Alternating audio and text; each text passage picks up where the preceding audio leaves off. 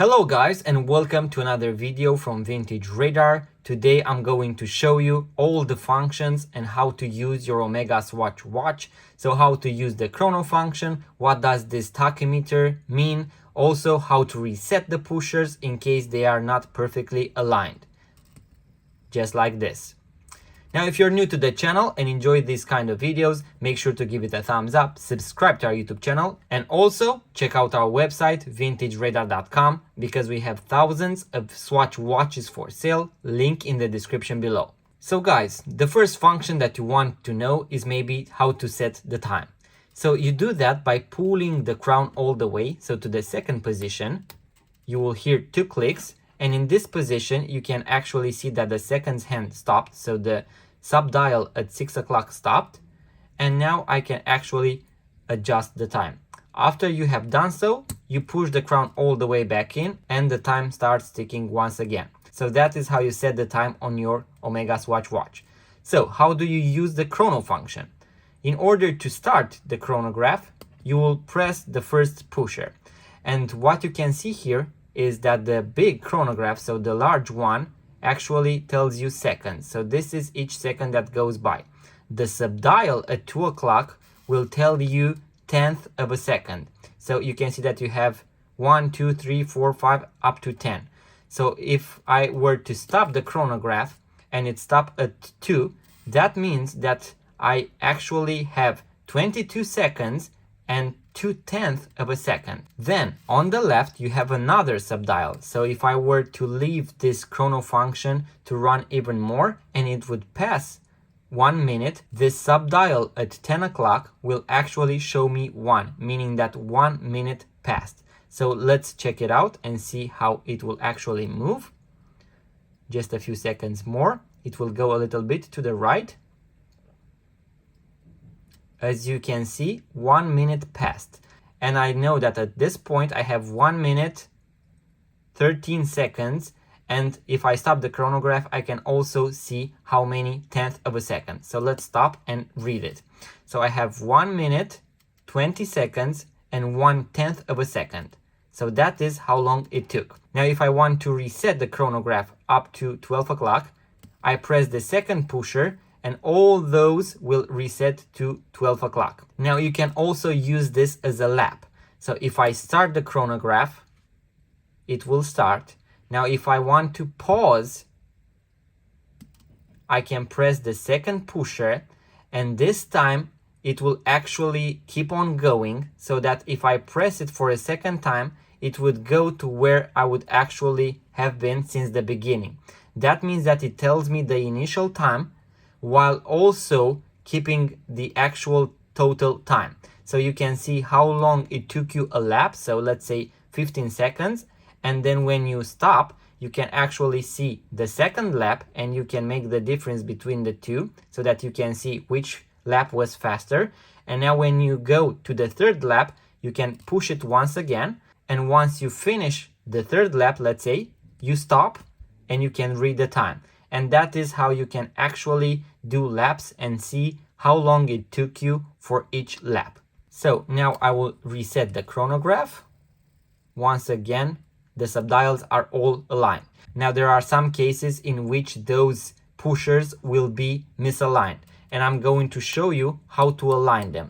So I'm going to do everything so that it looks bad.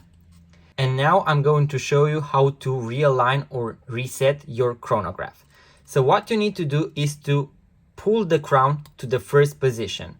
So this is the first position, where if you press the first pusher, you can actually see the subdial at 2 o'clock actually moving. So what you want to do is to align the small watch hand at 12 o'clock. And you can do that by pressing, so you can press and hold, or go one by one. And as you can see, I'm closing. Now I'm going to go one by one and I am aligned. So this subdial is now aligned. If I want to press the second pusher, you can see that the big chronograph actually, so the one for the seconds, will align. And I can once again press and hold. As you can see, it goes faster. So I'm getting closer to 12 o'clock and now I'm going to press one by one. And now I am at 12 o'clock. Now we have another subdial. And now what we have to do is to pull the crown all the way, so to where you can actually set the time. Here, if you press the top pusher, once again, you can align this subdial. So you can press and hold, once again, in order to go faster. You align it at 12 o'clock. And now I will push the crown all the way back in once I am set. Now if I start using the chronograph, you can see it starts at 12 o'clock. Now I'm going to pause it. And now when I reset, everything will go to 12 o'clock. Now the last thing we want to talk about is the tachymeter function. So you might have seen a tachymeter right here written, and all those numbers that go descending from 500 up to 60. So these can be used in order to tell how fast you are going. So let's say you have a fixed distance of 1 kilometer. So this is very important to have, let's say, 1 kilometer, 1 mile. And you can start the chronograph once you start in order to see how fast you are going. Once you have finished that 1 kilometer, you would stop the chrono function.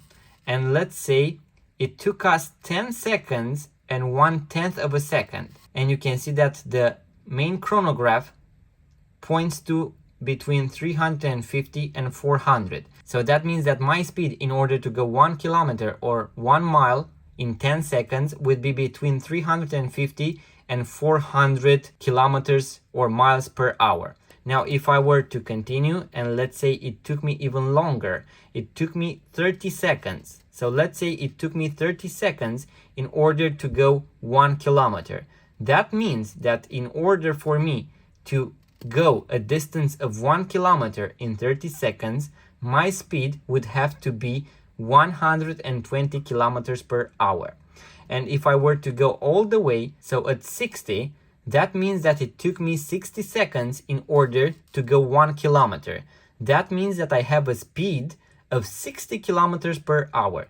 And at 60, you can see that it is pretty simple. So it took me 1 minute in order to go 1 kilometer. So if I multiply both by 60, that means that it took me 60 minutes in order to go 60 kilometers. So that is how you can actually use your tachymeter function. So guys, this was the tutorial on how to fully use your Omega Swatch watch, so all the functions on it. I will also be making a video on how to change the watch strap or maybe even reverse it, and also how to change the watch battery. So how to take this lid off in order to replace the watch battery. So that was the video, guys. I hope you enjoyed. If so, give it a thumbs up, subscribe to our YouTube channel, and see you on the next one.